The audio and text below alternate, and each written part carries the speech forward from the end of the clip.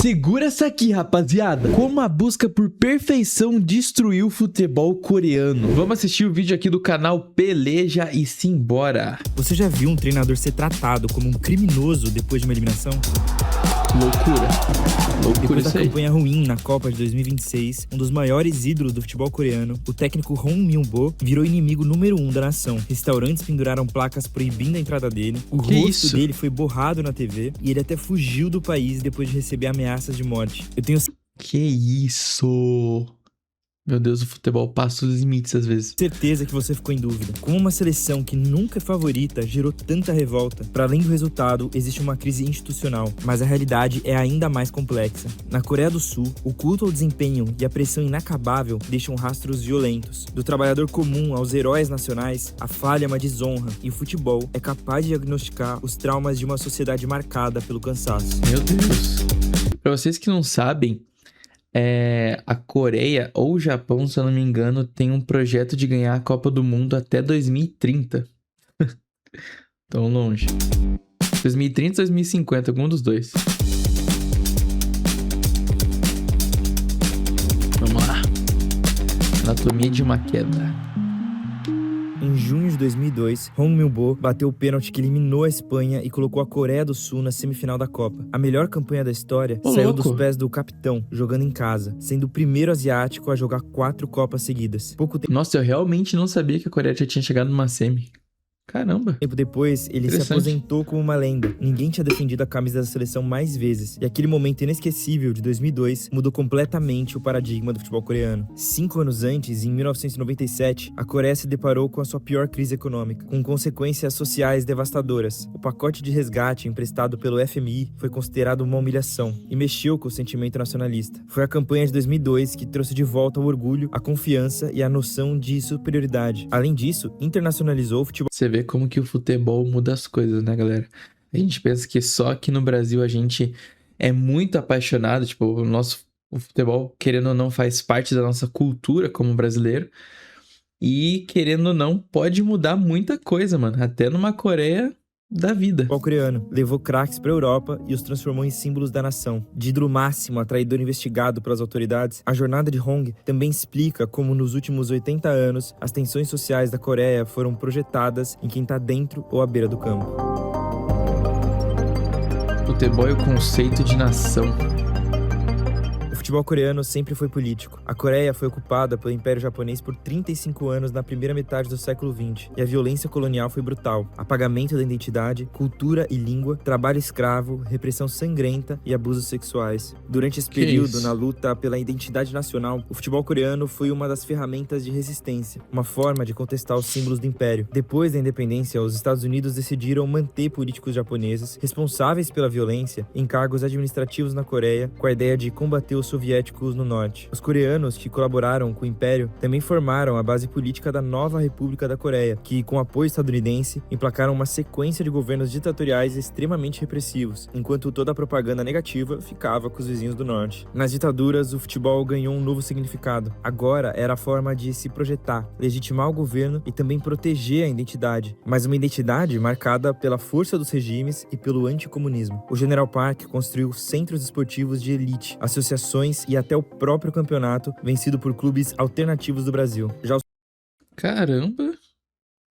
Que loucura! seu sucessor, Chun Do-hwan, enxergava o orgulho nacional, mas também o futebol como forma de distrair o povo. Dentro da sua política de Screen, Sex and Sports, ele diminuiu a censura nos cinemas, no entretenimento adulto e decidiu investir na profissionalização do futebol com o apoio dos chaebols, as indústrias oligárquicas familiares que dominaram a economia coreana durante a modernização, dando origem à K-League. Com o avanço do neoliberalismo, o conceito de pensar a nação de uma forma coletiva foi dando espaço a um nacionalismo mais individualizado, ligado à meritocracia e o resultadismo. A seleção ainda representava a nação e a força cultural coreana, mas da mesma forma que o sucesso focava nos indivíduos, os fracassos também ganharam peso novo.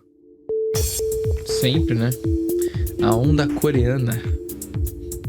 Na Copa de 98, surgiu a primeira oportunidade de iniciar uma recuperação moral da crise econômica. A ideia dos guerreiros ou do espírito de luta da seleção ganhou força, mas o resultado foi desastroso e o técnico e ídolo, Cha Bum-kun, foi demitido no meio da fase de grupos. Em 2002, como eu te expliquei, a campanha Dá pra ver que o negócio tava indo bem, hein? mágica colocou o futebol coreano em outro patamar, mostrou a superação da crise e uniu o povo, reacendendo o senso de comunidade e de força popular que foi importante em momentos políticos difíceis. Os melhores jogadores, como o Park Ji-sung, chegaram nas melhores ligas da Europa e se tornaram parte da onda coreana, um movimento de exportação cultural que começou nos anos 90 com investimento pesado do Estado, responsável pela disseminação global do K-pop, dos doramas, do cinema e pela seleção coreana ser a terceira mais popular no Brasil durante a Copa de 2026. A Coreia do Sul já tentava aumentar sua influência no mundo do futebol através das marcas. A Hyundai tinha assinado o contrato com a FIFA e chegou até a estampar a camisa do Fluminense, assim como a LG chegou no São Paulo. Mas naquele momento, a qualidade técnica do futebol também virou um produto valioso. Não é só o espírito de luta que permitia vencer as potências na raça, era a possibilidade de também se tornar uma potência. E é claro que isso subiu as expectativas para as edições seguintes.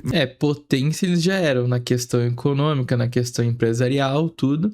Só que na questão futebolística, tava devendo ir bastante pro povo de lá. Mais uma vez, o futebol falava de identidade nacional, mas no sentido de levar o país internacionalmente e demonstrar que o sucesso individual também faz parte do orgulho nacional. Em 2006, a seleção decepcionou, mas em 2010 chegou às oitavas e caiu lutando. E é aí que Hong Mil-bo volta para a história. Ele estava construindo a sua carreira como treinador nas divisões de base da seleção coreana e em 2012 conquistou a medalha de bronze nas Olimpíadas. Quando foi anunciado na seleção principal, a falta de experiência treinando equipes profissionais foi criticada, mas a posição de ídolo ainda era a proteção. Os problemas começaram de verdade na convocação para a Copa de 2014, com acusações de favorecimento aos jogadores que conquistaram a medalha olímpica com ele. 12 jogadores daquele time foram convocados, mesmo não estando nas melhores fases pelos seus clubes. A Coreia foi pro campo com o elenco mais novo da sua história em Copas, e o resultado foi desastroso. A eliminação na fase de grupos veio sem nenhuma vitória, e a recepção do time na volta para casa foi carregada de insultos e declarações de que o futebol coreano estava morto. Logo depois...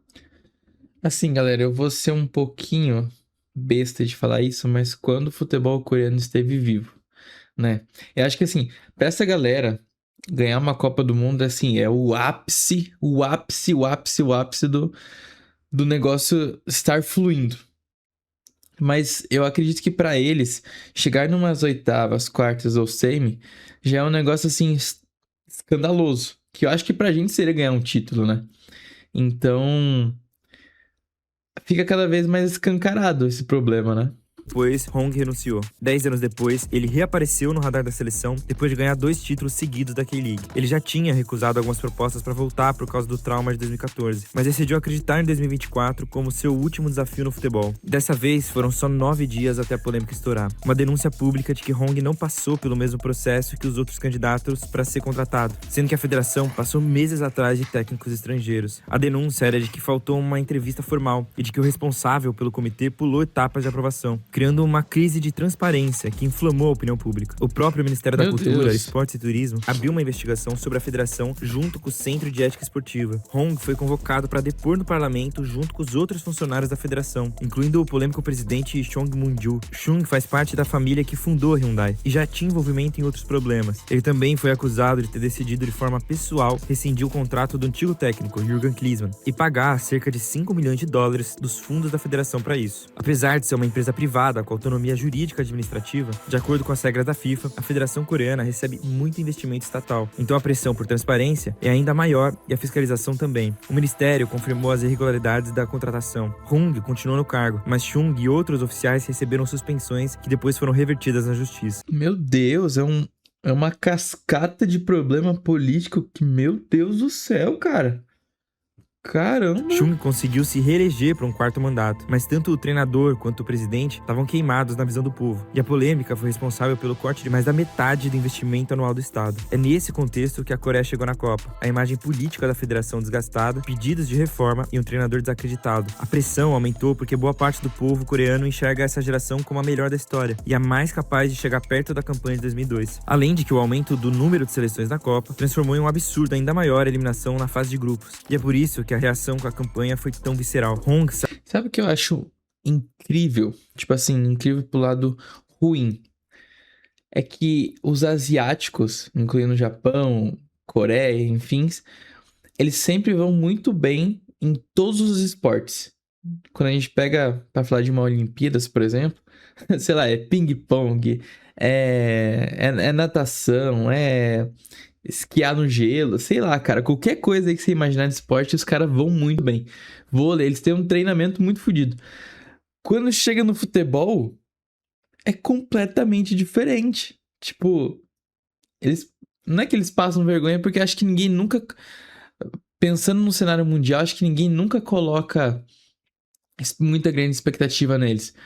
Mas realmente é meio desastroso, não? Saiu como grande culpado, mas também como um retrato de problemas estruturais do futebol coreano. Depois dele pedir demissão e fugir do país, Chung também rescindiu e abriu a vaga de presidente depois de 13 anos. O próprio presidente da república criticou publicamente a federação e pediu novas investigações para proteger o interesse público. A geração de ouro do futebol trazia esperanças que foram frustradas por esse sistema, e essa esperança servia como um dos poucos respiros dentro de um país que encara um problema generalizado de desilusão. As sequelas da modernidade. Foi com as ditaduras que a Coreia passou de um país pobre, agrário e devastado pela guerra para uma potência econômica e industrial em poucas décadas, o chamado Milagre do Rio Han. Essa transformação veio com um custo social muito alto e virou exemplo de modernidade comprimida, um conceito que explica a complexidade de uma sociedade que conseguiu em pouco tempo o que outras potências demoraram séculos para conseguir. Como as empresas oligárquicas dominaram a economia, elas se tornaram sinônimo de sucesso e estabilidade, criando um mercado de trabalho extremamente competitivo e desigual. A alta concorrência que deu origem à febre educacional, uma obsessão pelo desempenho acadêmico como única forma de alcançar esses cargos e orgulhar a família, criando um ciclo que mina a saúde mental desde os primeiros anos de vida. Ao mesmo tempo, a pressão isso é bizarro. Isso é bem bizarro. Absurda cultivou a cultura da vergonha, a falta de sucesso como uma falha moral, uma desonra, juntando isso com a extrema terceirização do trabalho e a falta de assistência e mobilidade social. A ansiedade extrema transformou a Coreia no país com a maior taxa de suicídio entre os países da OCDE. Esse cenário de desesperança criou a ideia de Heo Joseon, usada para descrever os sentimentos de frustração e apatia que lembram uma dinastia antiga. Os jovens não veem soluções e os velhos não têm amparo. Todas essas tensões se traduzem na indústria cultural. Não é incomum ver escândalos entre idols de K-pop, por exemplo. As celebridades precisam ser perfeitas, são constantemente vigiadas e reguladas, e qualquer deslize pode acabar com a carreira e até com a vida delas. Apesar de não ter a mesma influência que os idols, os representantes do futebol coreano passam por processos parecidos desde que viraram um símbolo de orgulho e projeção da nação. É normal que torcedores projetem no esporte as mesmas exigências de perfeição e as mesmas pressões que foram impostas a eles durante a vida. Então, jogadores e treinadores carregam um peso coletivo. Estudos sobre o esporte de alto nível na Coreia mostram que existe um problema generalizado do fracasso ser encarado como uma ameaça à própria identidade. É claro que cobranças... Isso é bizarro, até porque o futebol ele não é perfeito, também o futebol não é previsível. Por exemplo, se você estudar muito para uma prova, é muito provável que você vai bem nela. Mas não é porque você vai ter um time que é super qualificado que você vai bem numa Copa, entendeu? Sei lá, estranha a forma de pensamento deles. Ameaças e expectativas de sucesso existem em qualquer competição e em qualquer país, mas nem sempre pelos mesmos motivos. O tratamento recebido pelo Hong Myung-bo causou estranhamento no Brasil, já que os coreanos nunca foram vistos como favoritos a nada, como se as reações fossem reguladas pela chance de ser campeão. Mas a régua é outra, envolve a relação das pessoas com a identidade nacional, com investimento público, com uma história política e com uma esperança de dias melhores, mostrando que uma Copa do Mundo sempre pode revelar mais elementos do que você imagina. Que loucura, cara. Quando saiu... Logo quando eles foram eliminados, que saiu que o técnico tinha sido censurado na TV de lá, o rosto dele. E ameaças de morte pra ele. Cara, isso é muita loucura, sabe? A gente achando que aqui no Brasil a gente tem um grande problema, que é a CBF, que sim é um grande problema. Mas lá o buraco é muito mais embaixo. Meu Deus do céu.